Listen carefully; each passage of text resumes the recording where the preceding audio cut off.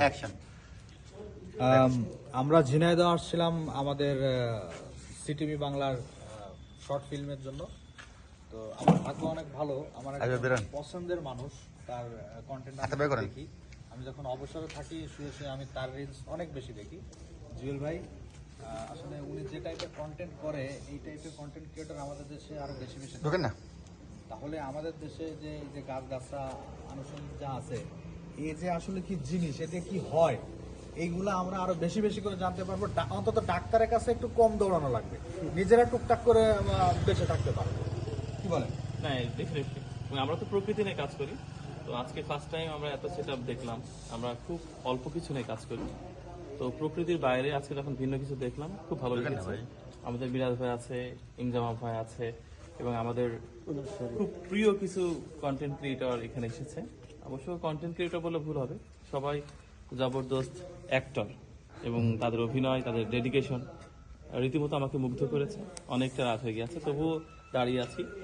শিখলাম, অনেক শিখলাম কতটা পরিশ্রম করতে হয়, একটা শর্ট কত ভাবে দেয়া লাগে। আমরা হয়তো বা 2-3 মিনিট দেখি, সেটা দেখে অনেকেই পরিতৃপ্ত হই কিংবা হই না, কিংবা সমালোচনা করি। কিন্তু ওনাদের ডেডিকেশন লেভেলটা দেখে সত্যি মনে হলো যে এটা অনেক কষ্টের, এবং বারবার শ্রদ্ধায় অবনত হতে মন চাইলো। ওনাদের বৃত্তের বাইরে গিয়ে আজকে অনেক কিছু দেখালেন, ভিন্ন ধাঁচের অভিনয়, সবাই ভালো অ্যাক্টর।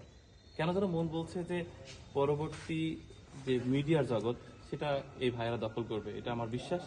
তো ঝিনাইদহে তারা এসেছে, খুব ভালো লেগেছে, আমরা ধন্য। এবং এই মাপের অ্যাক্টর আমাদের শহরে এসে কাজ করছে, আর এই সুযোগ মিস করবে এমনটি হয় না। খুব ভালো লেগেছে, অনেক উপভোগ করেছে।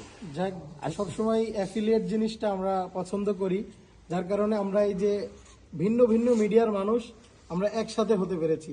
আসলে এই জিনিসটা সব থেকে সৌন্দর্য। আর আমরা দিনী ভাই হিসেবে এটা তো অবশ্যই আমাদের সবসময় এই জিনিসটা বজায় রাখাটা কাম্য। আর ভাইদেরকে ঝিনাইদহতে পেয়ে এবং সর্বোপরি চিত্ত মিডিয়ার জুয়েল ভাইকে আমরা একসাথে পেয়ে আমরা একটু সুন্দর সময় কাটাতে পারলাম, এই আর কি। ধন্যবাদ, আবার দেখা হবে।